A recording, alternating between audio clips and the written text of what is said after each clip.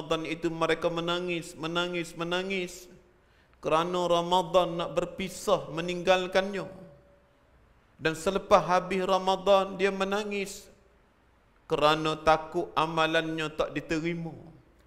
Dan selepas tu dia menangis sebelah bulan, minta supaya diketemukan dengan Ramadan yang akan datang. Tengok orang-orang dulu. Kerana inilah tuan-tuan dan puan-puan yang dimuliakan Allah Subhanahu wa taala, dengan nak masuknya bulan agung, raja segala bulan, bulan yang mengandungi kegemilangan hadiah Allah Ta'ala untuk umat Nabi Muhammad sallallahu alaihi wasallam yang sangat-sangat banyak faedah dan hebat kelebihannya. Maka dengan semata-mata kelebihan bulan belum pasti mendatangkan faedah yang besar kepada kita, kecuali kita kena menjadikan sebagai pemburu, orang yang bersedia, orang yang sanggup menjadikan bulan Ramadan ini adalah medan, tempat niaga, tempat jihad, tempat amal ibadah. Barulah kedatangan bulan tersebut benar-benar memberi faedah yang besar atas agama dan akhirat kita. Kerana inilah tuan-tuan dan puan-puan yang dimuliakan Allah Subhanahu wa taala, marilah bulan setara mana hebat, setara mana besar, setara mana mulia sekalipun, tapi kalau kita tidak bersedia, tidak prepare menghadapinya, tidak berazam dan mengisi dengan amalan-amalan yang patut di dalamnya, maka benda tu tak ada faedah bagi diri kita, tidak akan menguntungkan kita. Kalau ada perasaan malah yang masih membelenggu kita. Kerana inilah tuan-tuan dan puan-puan yang dimuliakan Allah Subhanahu wa taala, bulan Ramadan ini adalah merupakan gelanggang untuk kita mencapai pingat emas di sisi Allah. Gelanggang untuk kita mendapat gelaran hamba Allah Ta'ala yang sebenar-benar yang berhak mendapat redha dan syurga Allah. Maka kita tak boleh nak dapat pingat emas kalau kita tidak sedia dengan latihan-latihan. Orang bersukan, badminton ke, bola-bola lagi ke, bola renang ke, main bola ke, dia tak boleh menjuarai piala kalau dia tidak menjalani proses latihan bertahun-tahun dengan masa, tenaga dan sebagainya.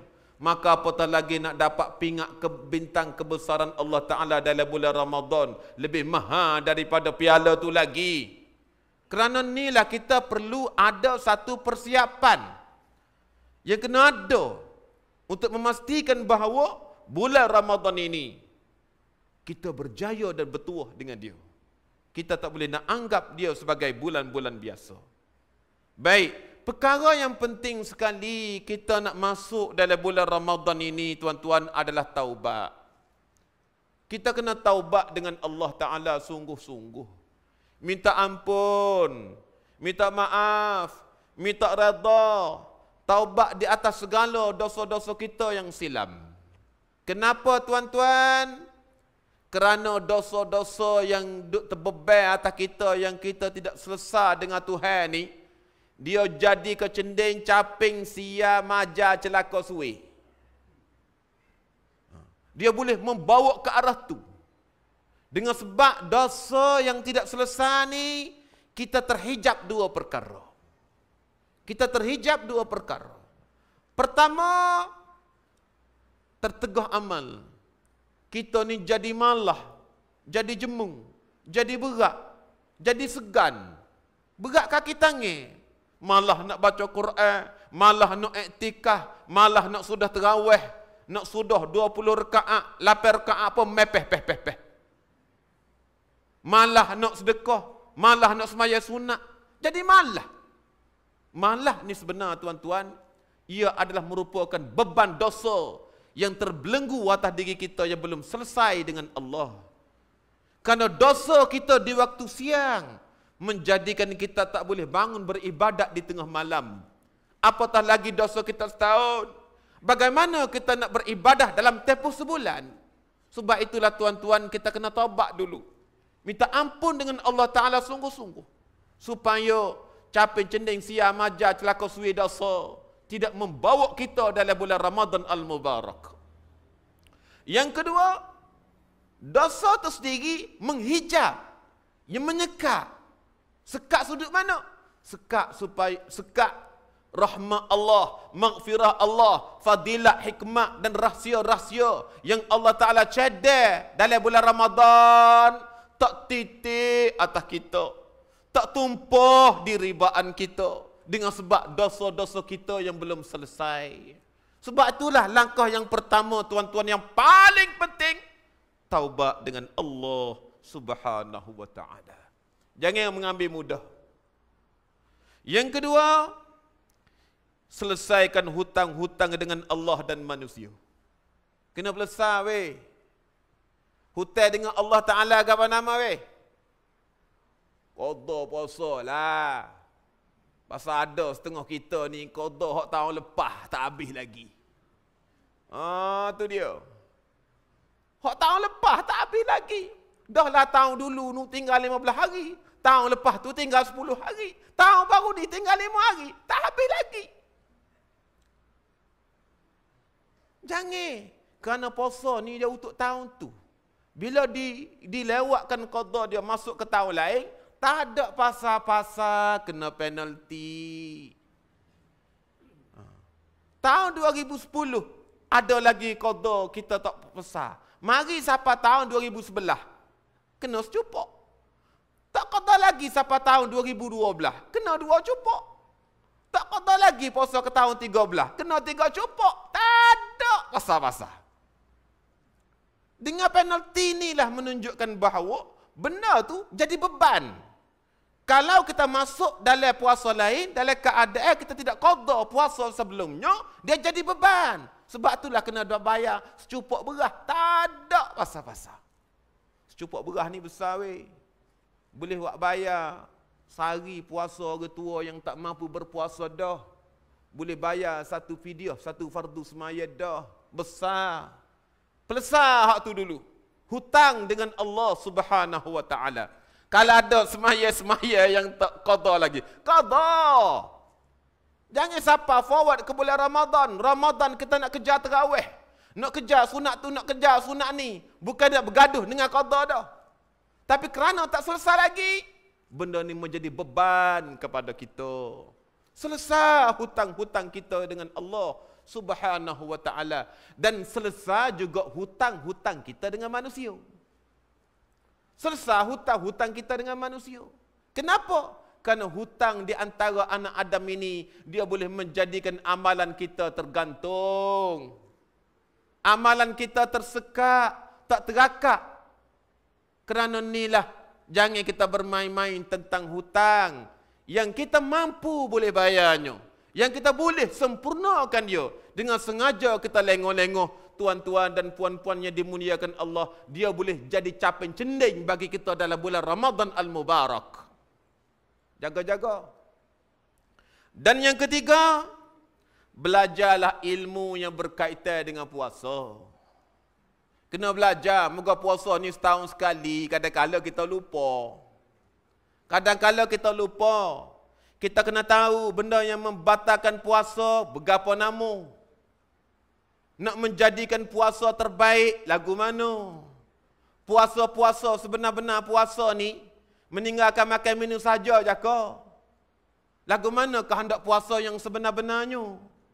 Maka kita kena tahu grade-grade puasa. Supaya kita seni nak letak puasa kita ni dalam kumpulan luk mana? Grade puasa orang awam ke? Puasa orang pertengahan ke? Puasa orang pilihan ke? Ataupun nak jadi golongan puasa yang boleh lapar dengan lugar perut saja ke? Kita kena tahu. Kita kena nak menjadikan puasa itu benar-benar puasa ibadat, bukan puasa adat. Nak membezakan lagu mana puasa ibadat dengan puasa adat dengan ilmu. Kena tahu. Bukan setakat tahu benda yang membatalkan puasa, syarat-syarat sah puasa saja, tetapi kita kena tahu kualiti puasa yang fadilat-fadilat dan kelebihan-kelebihan yang kita kena jaga, kesempurnaan bagi puasa itu sendiri. Kita jahil dalam bab ni lah. Kita puasa, mulut meninggalkan makan minum, tapi mulut tu lah juga duk makan daging darah orang, yakni duk mengupak jilat orang. Kita tahu puasa meninggalkan makan minum, tapi mata masih makan syahwat dia, duk kelih bagai-bagai koksi. Kita tahu meninggalkan puasa tu meninggalkan makan minum, tapi telinga kita masih duk dengar benda yang sia-sia, benda-benda yang mendatangkan dosa kepada kita. Maknanya puasa kita ni, puasa seolah-olah terhenti atas makan dan minum. Tidak tahu konsep puasa yang sebenar-benarnya. Menjadikan puasa lagu ni lah puasa yang bila kita berpuasa, yang kita dapat adalah letih dan dahaga semata-mata. Dan puasa lagu ni, Allah Ta'ala tak berhajat nah kita meninggalkan makan minum. Seandainya kita tidak meninggalkan syahwat-syahwat anggota lain, kerana tujuan utama Allah Ta'ala suruh meninggalkan makan minum kerana nak catah syahwat mata, nak catah syahwat telinga, nak catah syahwat lidah, nak catah syahwat kemaluan, nak catah syahwat-syahwat lain. Kita kena belajar. Jangan tak belajar. Terutama orang-orang muda yang baru nikah. Apa tu? Masuk bulan puasa dia tak tahu api merah tu gapo nama. Yang salah maklumlah orang muda pengantin baru menikah. Silat-silatnya tengah harinya pergi bergerak. Tak ada pasal-pasal. Berat tu. Merdeka seorang hamba. Kalau tak mampu, kena puasa 2 bulan berturut-turut. Kalau tak mampu, bagi makan pakai miskin 60 orang. Pagi we makan, petang we makan, malam we makan. 60 orang. Berat ke tak tu? Berat.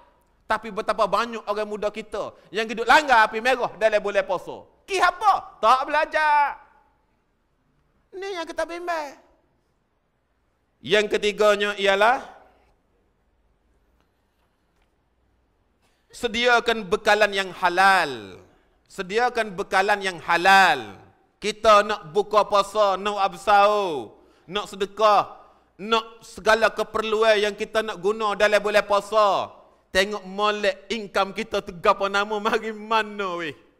Jangan ada campur dengan benda syubhat, benda haram, benda bolong, benda tak jelas, apatah lagi benda tegah Allah Taala. Pasal apa? Dengan benda itulah kita berbuka. Dengan benda itulah kita, dengan sumber itulah kita bersahur. Cuba kita bayar. Kita berpuasa meninggalkan makan minum, tetapi sumber pendapatan kita haram. Duit kita haram. Kita berbuka dengan dia. Hukumnya sama seperti makan benda haram. Makan benda haram, berbuka dengan benda haram. Sikap lagu ni sama seperti orang yang basuh kain selah dengan air cuci bersih buai najis, tetapi bila nak bilah dengan air kecil. Dia jadi lagu tu. Sebab itulah nak memastikan benda ni, kita kena ambil kira dengan bekalan makanan kita tu. Biar sumber yang jelas, yang halal 100%. Kerana pemakanan yang halal ini menambahkan makbul ibadah kita dengan Allah Subhanahu Wa Taala. Tetapi kalau masuk sumber-sumber yang haram, maka doa kita, ibadah kita tertegah di sisi Allah Subhanahu Wa Taala. Kerana ada benda haram di dalam perut dia. Dan yang kelima, jadualkan amalan kita tu.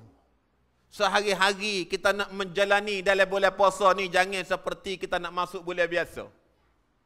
Faham tu? Biar kita berasa bulan puasa nak masuk, kita nak masuk ni bulan luar biasa.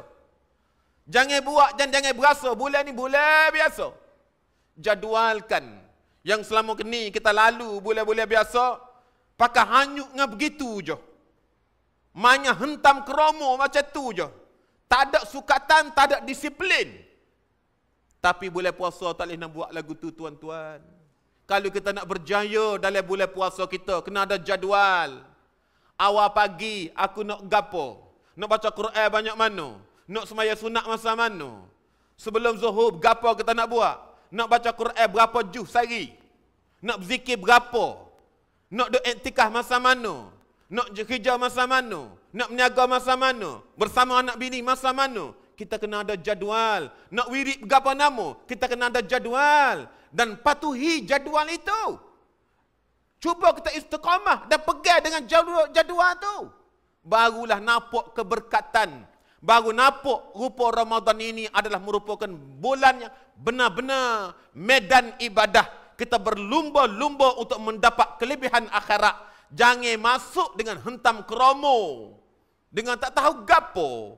Tak nak semaya tak malah dok. Tak nak baca Quran, pegang tak malah dok. Tak nak sedekah, tak sedok.